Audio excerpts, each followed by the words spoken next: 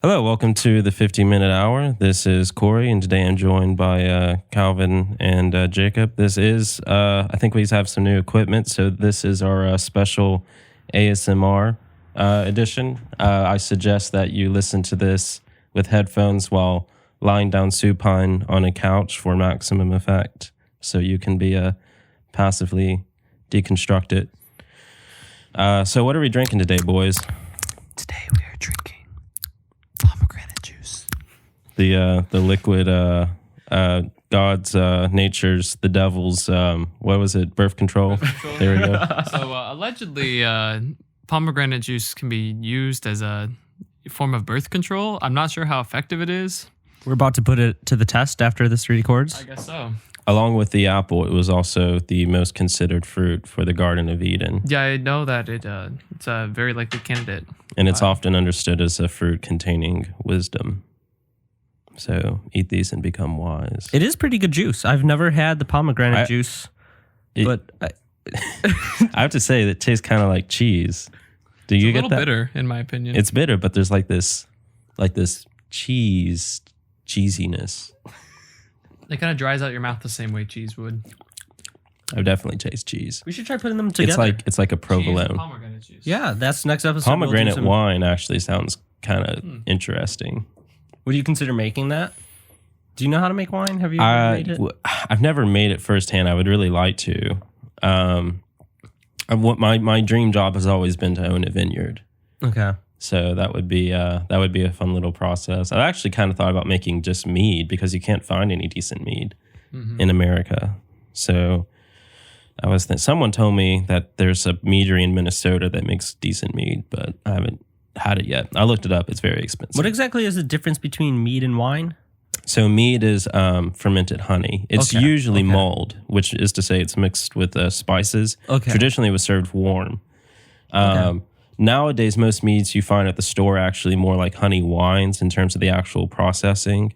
I think for mostly like FDA regulation reasons, I would imagine, I'm not sure on this, but I would imagine it's you don't really come across real mead. Real mead is pretty like thick. Okay. Most of the mead you get in stores is going to be thin, like a wine. It's really better called a honey wine than it is. Though technically wine can only be made from grapes. So it's kind of like in its own weird purgatory. But in either case, yeah. All right. So anything new happening in your life? It's been, we took a week off for technical reasons. For 2 or 3 weeks. Two? No, I thought it was just 1 week. We took off a week. Yeah. So this has been 2 weeks since the last one. So anything new in your life going on? Any new jobs? Anything? Yeah. We're about to finish the first section of the Freud class before we go on to the interpretation of dreams. So that's a nice little thing going on. And then so I have a new job. I've been in the serving industry or bartending for past 3-4 years, and I have a lot of interesting stories through that. But so recently I got a job at this sushi restaurant ran by some Koreans in Lexington, Kentucky. What's the name of the restaurant again? Sushi Blue. Okay. And in the Korean culture, the tradition is after work you go out with all your coworkers. I mean, basically every night, and you just drink a lot. We're a restaurant, so we just stay there and just drink the sake or whatever. And so that's fun. I'm definitely getting my resistance built up. It's fun. I'm always been, as a waiter, I've always been best with tables that were dominated by wine moms. I just have a way with them. And, What do you think brings them in? they love me. I think it's like this weird pre-Oedipal state I have where it's like I'm a little child to them that they can eat up and fulfill their consuming mother fantasy with. And I know how to play that role. So, they always tip me like pretty well, at least, 25%, and they ball out. And I know I can look at their eyes and tell what kind of wine they want. And I remember their wine. Oh, wow. Well, I had one come, who was a very interesting lady. She was by herself, and this was, I think, Thursday night. And we just started talking. We found out we knew all this like esoteric knowledge of food in Lexington. where to get the best fried chicken and the holes in the walls and all that stuff. And she asked for a wine, and I looked at her and I was like, "Hey, you're gonna like the Federalist. It has Benjamin Franklin on it." So I brought her the bottle. She's like, "Oh, I love this. This is great." And she was a really cool person. And she asked me what my sign was, and I said, "Well, it's Libra." And then she just looked at me and she said, "You read tarot, don't you?" And I thought that was pretty weird because it was true. It was like being in a David Lynch film or something. And I was like, "Yeah." And she's like, "Oh, you should come to my hotel afterwards and read tarot for me," which I did after I got off. I went there. She gave me some really good tequila, some agave tequila, but it's like the smoky kind. I can't think of the name. And I read her tarot, and she ended up saying that she was Greek, so she came from an Orthodox background, but she said her parents never were religious or anything. And I said, "Well, you should come to St. Athanasius, my church, the church I go to in Nicholasville." So she said she's coming this Sunday, so I hope she does. Oh, okay. Interesting. Yeah, being a fisher of wine moms, Yeah. That's my apostleship. So how long have you been in the serving industry?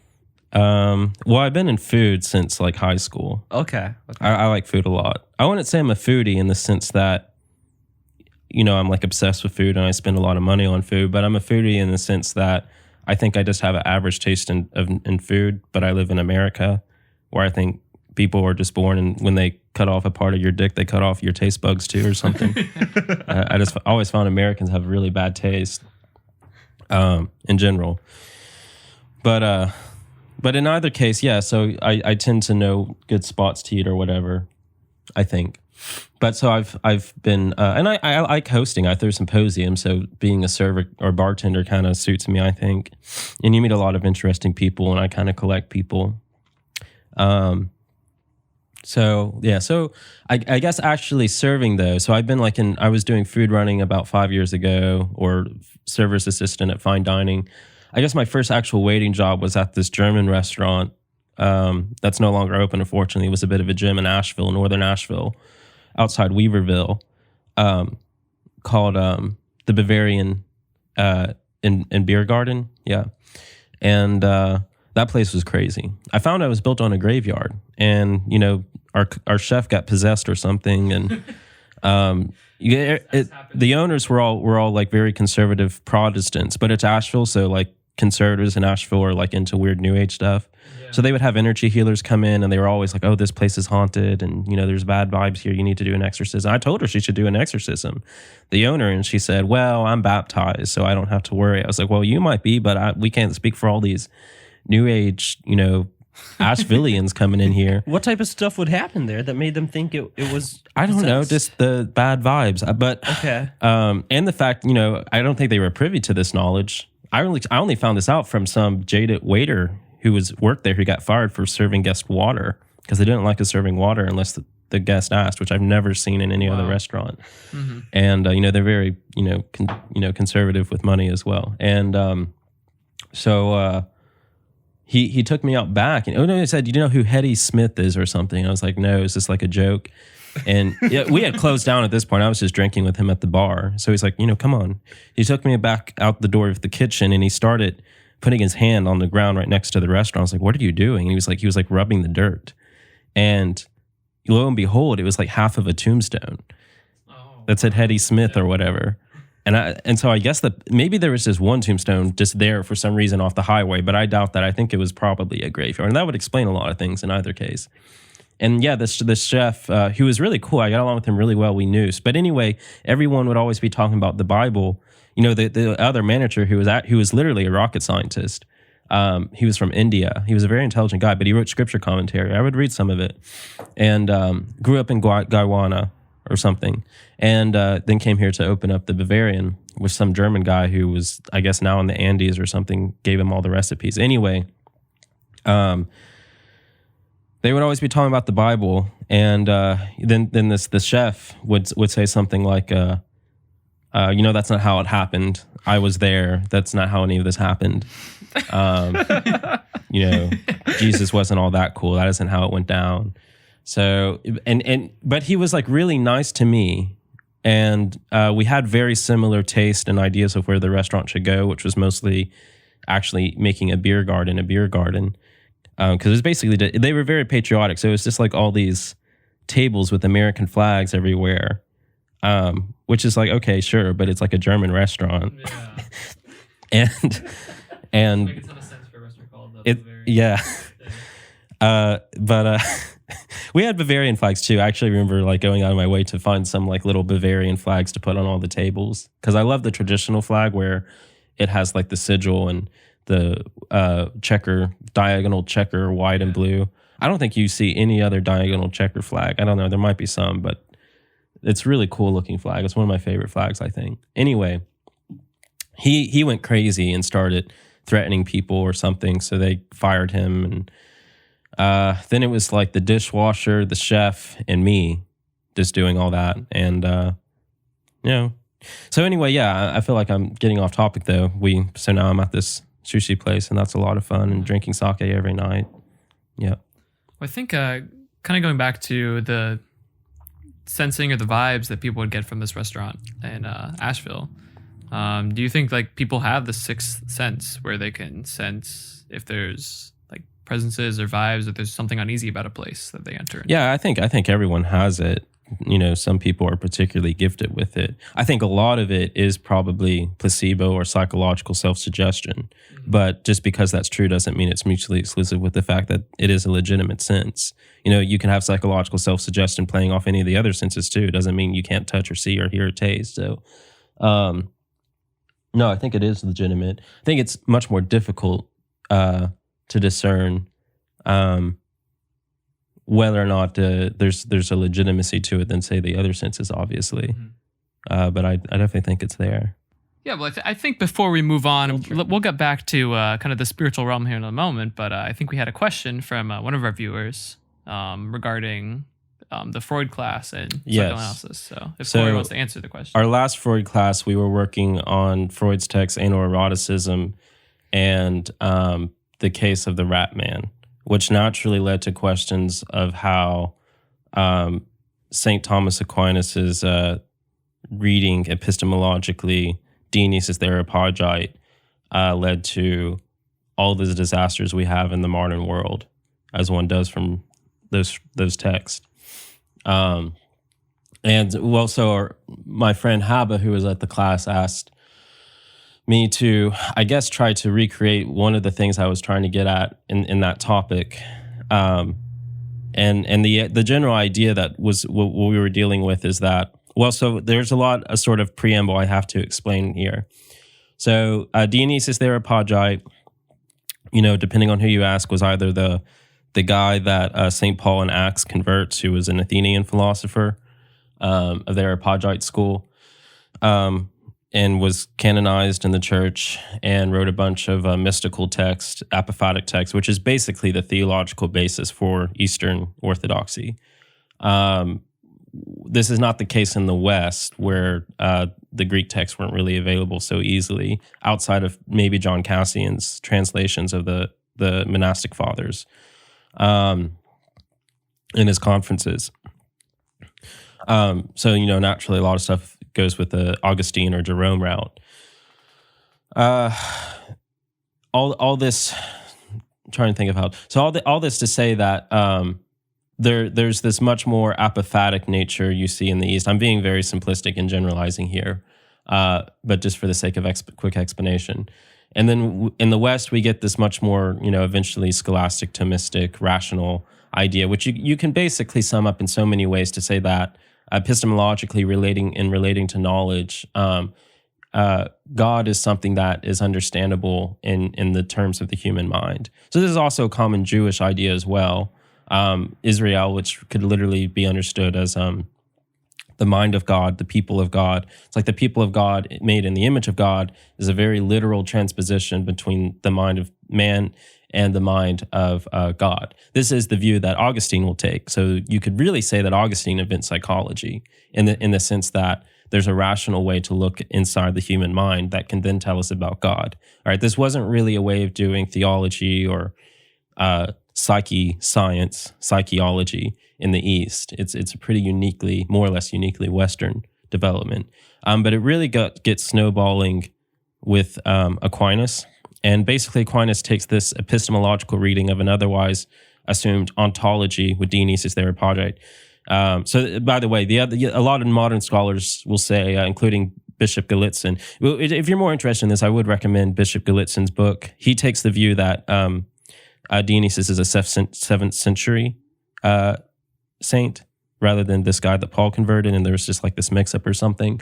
There's also a very funny debate between him and Jay Dyer, where the bishop is just chilling, smoking some cigars at a cigar lounge, hanging out with the boys. And then as he does, he's a very relaxed guy like that.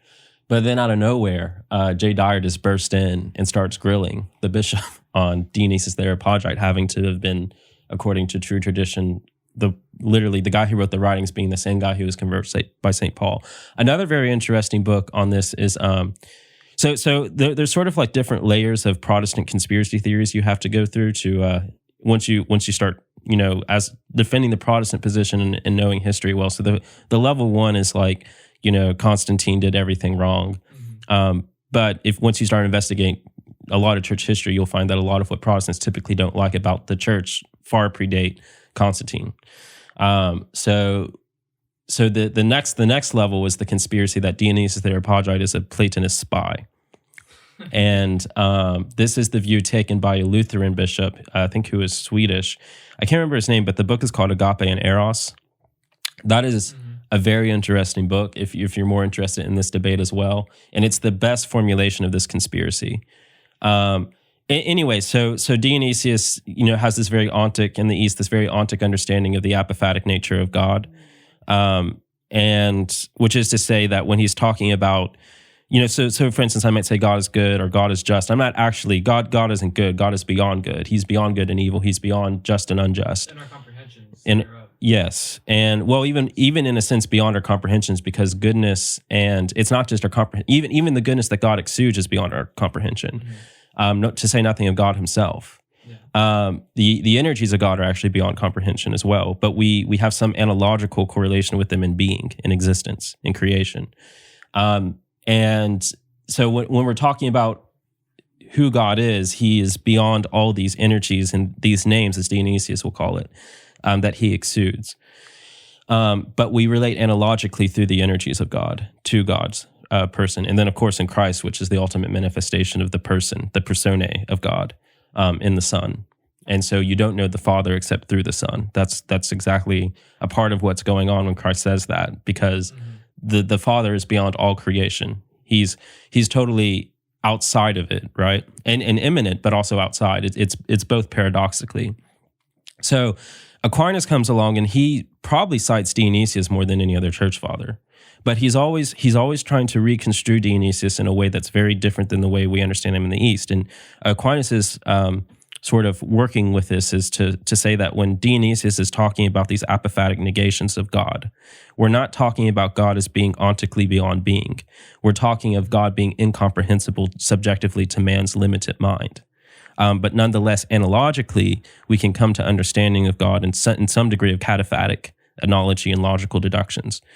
So that, I think Aquinas is probably a very pious guy, but he really gets taken off. He explodes, right? Basically for the next 600 years, the Western Church bases their entire dogma, almost quote, from Aquinas.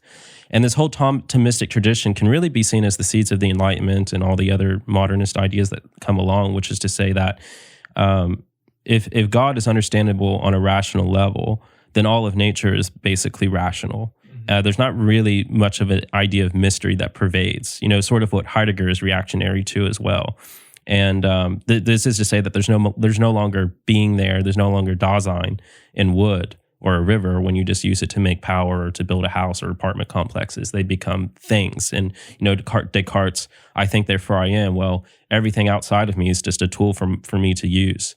The entire world becomes a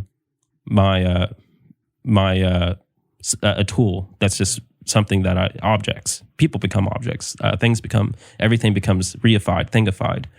I think all that being said about like rationality and theology, though, we also have to be careful because I've heard it argued by, Catholics and Protestants that in the Orthodox Church, everything's just disregarded as a mystery. And I know definitely there's a handful of people I've encountered that I guess can be very lazy in their theology and just define everything as a mystery. So what would you respond to someone arguing that? Well, I've often been on the other side talking about how much reason is good. Mm-hmm. I'm not saying reason is bad, but we have to understand that insofar we use reason, we're not really talking about God. We're talking about these manifestations and creations of God's energies. Reason really can't touch God. He's beyond it. And there's a sense in which God's pervasiveness in creation is not understandable by reason. I mean, as with many things, Shakespeare said it best in Hamlet, talking to Horatio, who's basically a philosophy grad student. And Horatio is just being some sort of incel nerd or something. And Hamlet says, there are more things between heaven and earth than can be dreamt of in your philosophy, O Horatio. So Shakespeare was a Dionysian. He's reactionary to this scholastic bent, as any decent artist will be, because an artist intuitively understands the inherent mystery of God in creation. Modern science has basically been one giant project where you just destroyed that mystery. You've demystified things. Or you say, insofar there's any mystery remaining, it will eventually be encompassed by the all-consuming reason of man. You can obviously see where like the Enlightenment takes off from this idea. I mean, by all means, this is not where Aquinas would have wanted his ideas to go, but it's sort of like Pandora's box. Once you've opened it, it wreaks this sort of disaster. Anyway, my ultimate point in the class was why psychology, as we understand it today, or sociology can even exist. E. Michael Jones had that book, Libido Domini, where he talks about de Sade sort of inverting Augustine in the way that Marx inverts Hegel, which is to say that Augustine says that for every passion man has, he has a string that ties him to a demon. De Sade takes that and says, for every orifice man has, he is more liberated. So the more orifices for pleasure you produce, the more potentiality for freedom, which is to say in this Enlightenment idea of selfhood, becoming who you are, you have. So modernity has basically been a project of maximizing orificial pleasure, which is in turn the idea of this progressive philosophy of maximizing freedom, which is maximizing selfhood, maximizing individualism. And with that, capitalism has sort of become the ultimate expression of that will to pleasure, and which is an inversion of what Augustine says. So for Augustine, society, is basically screwed from the get-go. And you just have to sort of deal with the people who are born into being kings, who have to have all this responsibility before God and minimizing these passions in man, the man he rules over. And then the church does everything else. This is a similar view that Dante or even the Orthodox East had, which is you have a king or emperor doing all the legwork and the church just does morals and that's it. The Catholic Church developed very differently mostly because of the Dark Ages, there wasn't any central authority. Rome sort of took the responsibility for both secular and religious power, which was a disaster. But this where Augustine's going with the City of God is more so this idea that, like Dante again, is you sort of have to, the religious authority should be purely moral and basically totally in poverty. And then the secular authority has all the power and all the money, but they bow their head to the religious authority on morals. But you don't have the religious authority telling kings what to do or whatever, any of that. Directly, at least, they said. It's kind of like Confucius says, the truly great king or just king rules in such a way that he is totally forgotten by his people and doesn't rule by the force of physical force. I might be getting the te. Te might actually be moral force. In either case, he doesn't rule by physical force. And so the people are all being, having good families from the moral virtue that he exudes, this pure moral virtue that he just puts forth. Basically, this anarchistic monarchy system. And Ernst Jünger also gets at something quite similar to this notion. But which is to say that you have you have the moral force that trickles down, and then the families prosper, and then the city prospers, and then the polis prospers, and society prospers, and the king is forgotten, and the people all think that they're good. They're the ones doing all the good for society. But a great king should have no need for actual physical power. So this is again Dante or Augustine with the view of moral authority in the church. Okay, in the West, again, you get someone like Machiavelli. And Machiavelli's just being an intellectually honest, even though he's probably not genuinely Catholic, but he's following the sort of Catholic trajectory of what actually ends up developing in the Italian states.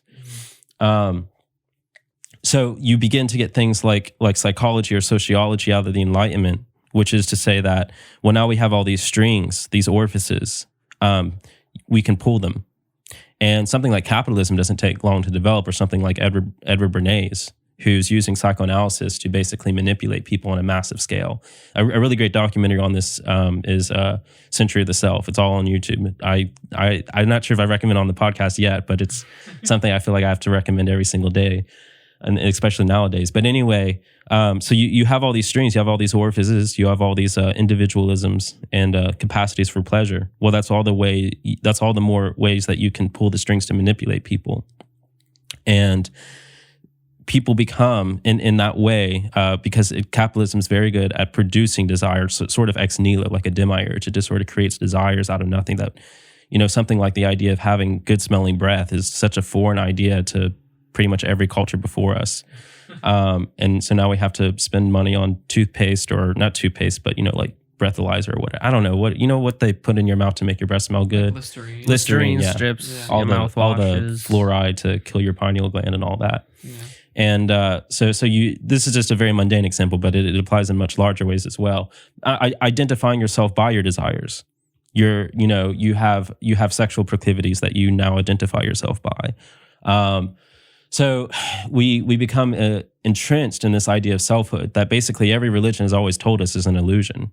The only thing fundamental in the West is the soul, and pretty much everything that you develop beyond that is just some weird reaction to the Oedipal complex. I mean, that's my input there. That's not the Abrahamic faith, but, or maybe to some degree. Anyway, so there's something like psychology or sociology being this way of, in the modern scientific view, of actually predicting people's behaviors. It's true in the capacity that is more doable now than ever before. People have become more predictable now than ever before. Not because we necessarily have the science capable of predicting people that didn't exist before, but the science only developed because of the presuppositional philosophies and theologies and metaphysics that even permit that view of human nature. It's not that human nature is predictable. Human nature is actually quite chaotic because of free will.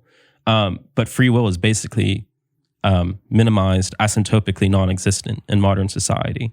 Free will is a heroic attribute that very few people actually attain to, because we're so full of these manufactured desires. We're pulled by all these strings. We don't really have any liberty, even though we think we're like a free society, and in a certain superficial sense, we have these political freedoms that no society or culture supposedly ever had. But we're really much more enslaved than probably any person in history internally. So that was the point I think that Hava was trying to get me to make through this whole misreading of Dionysius the Areopagite by Aquinas. How far back would you say psychology and sociology predate Dionysius then, or as far as studies yes go? And no. Because I feel like the ancient Greeks, to an extent, like you have this idea of eudaimonia. Yes. And the nous, and this understanding of what the mind is. And yes and no. So that's why I was trying to, when I said psychology, I meant in the modern sense of scientific. Yes. Obviously, Plato is doing psychology, and to some degree, if you read something like the Republic, even sociology in a very rough, abstract sense. Mm-hmm. But he's not really, the Greeks don't really have an idea of free will in the way that we do now, or really in any point. Free will is a pretty... As far as there's a Stoic poet, Cleanthes, in his hymn to Zeus, that's probably the closest thing you're going to get to any idea of free will, which even then is sort of an illusion, and Cleanthes even mentioning it. Basically, he has this really nice line where he says, Zeus leads along the willing with happiness, where the unwilling go along in the same case, much more poetically. But this is to say that There's not really freedom here. It's just you can choose to accept God's will, and you'll do happily what you would have done otherwise unhappily. So there's not really the sense of free will there. But even you really have to have that dichotomy to begin with, which is introduced in many ways from Christianity, from Christian metaphysics, to even begin to have something like the psychology that we have of today with controlling of desire. Whereas with Greek, it's as much the Greek idea or the pagan idea, it's this much more overarching, inescapable fate of the void, of death, of Hades, of the gods. You still have a Greek appetite and yes, spirit, right? Yeah. This is actually a pretty debated topic. Bradshaw's actually doing a class just on this at the moment, with going through the Greeks and the church fathers and ideas of will and free will. Their scholars, back in the 50s, were debating whether or not Homer even had an idea of a whole self, or if it's just like Achilles' arm throws, Achilles' breast fears, and it's not really this whole idea of a whole complete individual person to begin with, and that the gods are sort of just imputing their strength into these individual limbs and warring with each other. Plato seems to be one of the first thinkers in the West to have a really comprehensive whole idea of a self that's tripartite, not dissimilar to Freud's just tripartite view as well. And with that comes this whole sense of the individual, which then becomes something for Plato, a subject that can be in some sense predicted and controlled. Now, the society that Plato ends up having to develop, and I don't think you should necessarily read that at face value. You shouldn't ever read Plato at face value. But the society that you do get in Republic is basically this sort of dystopian, perfect. For instance, Plato says if the state seeks to control, the first thing that you have to get rid of is the family, because the family is its own state, and the family educates and rears children. And in order for a state to have control over people, you have to increasingly get rid of the family to the point where the family is non-existent. And Plato solves this in one motion by just having generations and taboo laws of having sex outside of that generation, having very particular times when people can have sex, and then as soon as you're born, you're taken and raised with people that you consider to be all your brothers and sisters, and there's not this idea of like a family, like a mom or a dad or anything. Yeah. You're just in this communal lot. And what you see happening in modernity slowly is that the influence of the family is becoming encroached upon by the state, because the state, following Plato's own advice here, realizes that in order to control people and reduce disasters or social upheaval or revolution, in the sort of Masonic idea of bringing about world peace, you have to minimize the chaos of the individual in individual rule of the state within the family. Where do you think we are in terms of America in that process? Do you think we're somewhat close? Because I know a lot of families, they have kids and they're instantly in daycares, or it's almost rare that a kid is raised by their parents instead of a school system. And it's not just that, but 50, 60 years ago, the individual teacher in a school system could have their own ideas or be more or less chaotic, whatever they were teaching. Anymore. You have to abide by, the common the exact curriculum. Well, especially since the inflation of post high school education, where all these teachers are now college educated. There's basically one ideology taught in college, and that is the ideology that you have to spout, or at least not go against, if you want to teach in any state. And then even things more subtle, I guess I'll make a Foucauldian point here, even something like the ACT or the standardized testing. Obviously, it's stating any explicit ideology, aside from like psychometrics is a good thing, which I could rant about how that's really evil as well for a while, or psychometrics is useful or anything like that. But this idea that there's a standardized approach to education that we just sort of amass in relation to a whole group of how to prepare people for college. And what you see now, the movement is actually getting away from this to something actually much more sinister, which is almost this pure ideological conformity. The ACT or standardized testing, SAT, whatever, IQ, was sort of just this hangover from Enlightenment racial ideologies that we sort of like beat around the bush to get into education for sort of having this more supposedly equal society with people getting to Yale and Harvard and all this.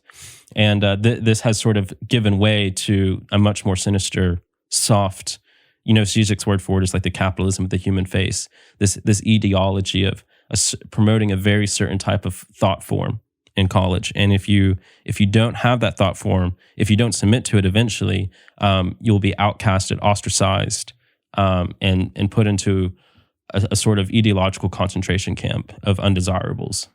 What exactly do you think that thought form is? How would you describe it? Well, it's hard. I mean, I was getting at it with Zizek's idea of capitalism in the human face, but it's basically that you have to passively accept that there are people above us who rule us, and they are good-natured, and they seek world peace, and whatever they tell you to do.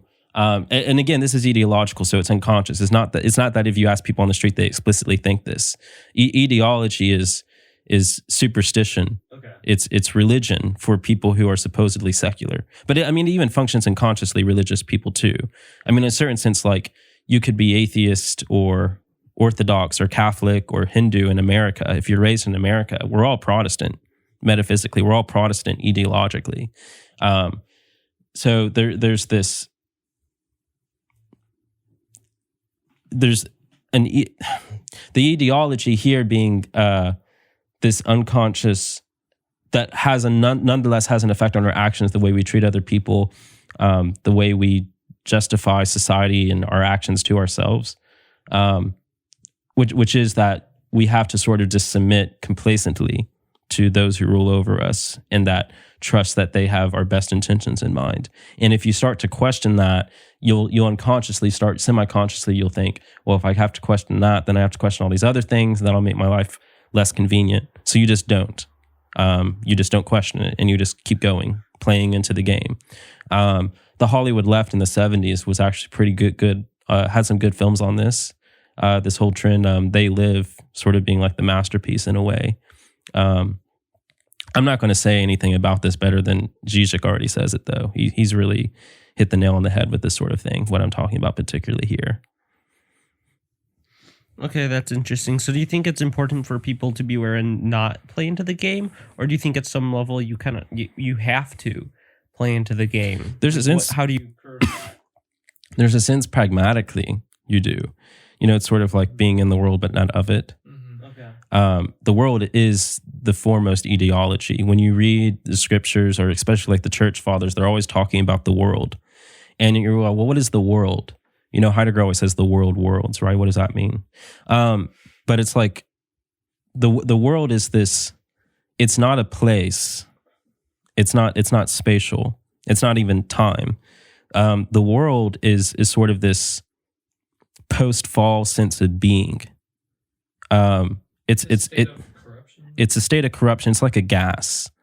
And the world is all these attachments and all the ideas that come with attachments, and the things that sinful nature starts to do with attachments once it has them, and starts to defend them. And the world is something people end up getting consumed by, inevitably. I think what religion does at the most basic level psychologically is to sort of have you in a way where you can pragmatically function in the world without being consumed by it. Okay. But again, we live in this secular, post-religious, and post-enlightenment society, so there's not really that defense mechanism anymore. Mm-hmm. So we've become extremely worldly people. That's why we don't really have a real freedom anymore. So what can you do? I don't think there's anything you can do practically. There's like extreme examples of it. I think it's like a Catholic commune in Kansas that. Clear Creek. Clear Creek. They separate from the rest of society or whatever. But on a realistic manner for the individual, for most people, that's not something you can really do. Yeah. So I'm not saying you should go Ted Kaczynski or join a commune or anything. I'm saying that the only way you can really maintain sanity, especially nowadays, is to practice religion. Even if you're in my boat where you don't really believe it fundamentally, you're just LARPing. Well, everyone's sort of LARPing to some degree. It's LARPing all the way down. But the only way to really maintain your sanity is to have some genuine pragmatic commitment to this sort of tradition or perennial idea, whatever it is, pick your poison. But otherwise, you're just going to be overwhelmed and consumed by this encroaching threat of ideology. What exactly do you mean by you don't believe religion fundamentally, but you're LARPing? What I was talking about in the first podcast, basically. Okay. That I sort of operate paradoxically with multiple views simultaneously. And I don't claim to have an authentic, genuine faith. I have a very pragmatic sort of Pascal's wager sort of faith. Not even in the sense to avoiding eternal damnation, but in the sense of maintaining my sanity. Mm-hmm. Do you think most people are LARPing, as you said? I think everybody's LARPing. Again, this goes, it's not whether or not you're religious or not. Yeah. This goes back to what I was saying earlier about the ideas of self that we play into. Okay. We have all these illusions about who we are based on what we like or, our personality. But these are mostly very superficial things that just develop because, like I was saying earlier, Oedipal disaster, Oedipal trauma. And that if you go deep enough, you can take hallucinogenics or meditate or whatever. If you go deep enough, there's not really anything there. It's a void. Psychoanalysis will tell you that. You don't need God to tell you that. You don't need religion to tell you that. Your whole personality is an illusion. So what would you say really defines someone's identity then? It's something we don't really know. It's in the heart of hearts, as the fathers will say. It's not something we're privy to. It's not something other people are privy to. It's something God's privy to. There's a sense in which your actions, which are going to be affected by the way you end up consuming selfhood in modernity, your actions will have an effect, like sculpting on your soul, on who your soul actually ends up being. So there's a sense in which your actions make your soul, and the illusion of self you fall into will actually sculpt your soul. Pagans dealt with this by saying, well, you just purge it out over many years in Naraka for Buddhist, or, hell, basically. Christianity sort of introduces the idea of finality to it, that in some capacity, you're basically stuck permanently with the way you sculpt your soul in this life. There is purgatory, but even then, purgatory is getting rid of the sinful attachments, but the way you sculpted your soul has some permanent relation here. But it would be wrong to think that we have the illusion of self we have because of what our soul is. Our soul has intrinsic, fundamental things that we didn't sculpt onto it, like a seal that has its own particular imperfections for each person. But then the stamp we use being the actions we make in our life, our virtues and our vices. And that is what we carry on into the next life in some capacity. But it would be a mistake to think that the illusion of self we have is determined by that. Rather, it's the other way around in the sense that the stamp we make by our actions produced by the sense of self that we consume, by this Oedipal trauma. And that the way we respond to tragedy, the way we respond to trauma, suffering, essentially, is how we sculpt our souls. And that's the sort of baggage we carry over into the next life that we have to deal with then. And it's much, much more intense dealing with it and then than it is dealing with it now. It's better to get your eggs together now. Yeah. Do you believe, how far do you believe in the idea of like eternal damnation, where you're paying for those sins for the rest of eternity? Do you believe in that as much, or more purgatory? I'm much more originistic here, in the sense that it'd be very hard to save everyone, but if anyone could do it, it'd be God. And it's not that God forces people. I just think God's sort of the Donald Trump of saving people. I mean that somewhat tongue in cheek, but I mean in the sense that I think he's very capable, given eternity, to affect people to choose him. So I wouldn't be surprised if he saved everyone. But at the very least, I don't think hell's teleology is punishment. I think hell's teleology is purgational. Now, someone by their own free will may reject that for eternity. I'm skeptical it could happen, but I guess it could. Okay. Yeah. So would you describe, I guess, I know a lot of church fathers will describe hell as, instead of being complete absence from God or being completely separated from God, or it's instead more this idea of God is present, but you are completely disconnected from that energy. God is more immanent here in hell than he is here in this life, in a sense. So there's all this mediation we have in this life, all this illusion, Maya. Mm-hmm. And one way you can basically understand Revelation or Apocalypse is just all this particular atomic matter breaking down and the light of God shining forth from every particulate matter in an imminent way where there's no illusion, there's no hiding. God hides in clouds of darkness, as the psalm says. God hides behind creation because he wants us to find him through love. Not if God was just so obviously imminent, people would worship him out of fear more than anything and not love. But love requires searching. Love necessitates mystery. Mystery creates eros. And God connects to us through the soul, through eros. This is Song of Songs. You're searching for God. Your soul goes into the room. He's hiding somewhere else. You're playing hide and seek, basically, until you get to the bedchamber, and then you marry God. So there's this nuptial relationship with God in creation that our soul is on a journey to find our spouse in God. And the church is sort of that collective archetypization of that. Which is to say, we are together in the body of Christ. We're the bride of God himself. It's a very intense imagery when you think about it. I feel like Christians don't really focus on this so much. Yeah. But sorry, am I answering your question? I'm not sure if I got to where. Yeah, you're kind of answering it. Yeah. But I'm more talking about like in a lot of icons depicting the final judgment. Yes. You see these people who aren't saints that instead of in the giving, jaws. Yeah, they're given jaws, and then you have the red halos instead of the yellow ones, I believe. Oh, I don't know if I've seen the red halos. Yeah, like kind of signify, or maybe it's not halos, but they're surrounded by red instead of like the yellow that you normally would see around the saints. Yeah, they're being swallowed up by this behemoth, which is the sort of personification of Hades. In some Islamic circles, they understand that the beast of Hades itself, which is death, has to undergo death. Some Christians have said that's like annihilation. I think it's more so that the way Gregory Nyssa puts it is that goodness as an energy exists. Evil does not. Evil's a negation. But you can't approach evil totally. Evil's always parasitic to the good. So you can't get to zero, or you would just not exist. And if non-existence isn't the case that happens, then you can only go down that well for so long. At some point, you have to bounce back. I mean, how desperate and how terrible that has to be before you get there could take millions and millions of years. But it does strike me as absurd to think it could go on forever. I mean, maybe it could. I don't know. These things are totally beyond my knowledge. Everything's beyond my knowledge, but this thing more than others. But I'm just saying it's difficult for me to imagine it being otherwise. Yeah. I think we're coming up on about 50 minutes here, but I guess my last question would be, do you know if there's really a distinction between, like in scripture where we see Hades described as hell and Gehenna?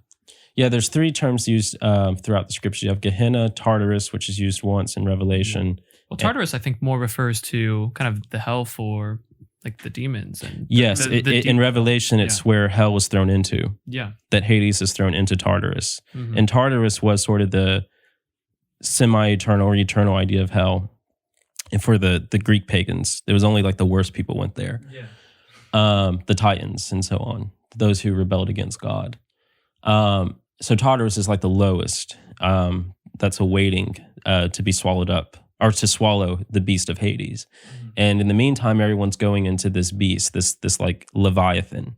In the ancient Jewish cosmology, you had this more or less sort of like flattish, I don't want to say flat, but flattish earth. And you had these stalagmites coming down in this great deep, the deep in Genesis. And that deep is darkness. It's like water, but not exactly. It's kind of like their idea of space. And in that deep is this behemoth. And that behemoth just eats up all these souls. And then in the end days, God will slay the snake, will slay the behemoth. And what exactly happens to the souls in the behemoth at that point?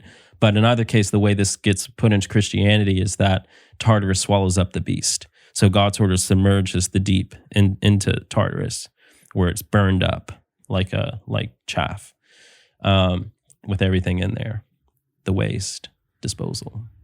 God doesn't recycle. And there you have it. All right, any closing remarks before we end this one as we come up in the 50 minutes? Yeah, I guess on the topic of recycling and waste, recycling is truly the pure ideology. There you have it. As always, if you have any comments or questions, please feel free to add them to the podcast comment section. I think this time we do have one camera for footage. We're hoping to, in future podcasts, have multiple cameras, so you'll be able to see all of us as we record the podcast if you're listening on YouTube. Otherwise, you can still listen on Apple Podcasts and Spotify. I don't know if we're anywhere else right now. Basically, every podcast platform, we are there. And as usual, on the YouTube, we will link any sources that we mention, any movies or videos or readings. We will link those in the description. So we will see you next time. See you next time. See y'all next time.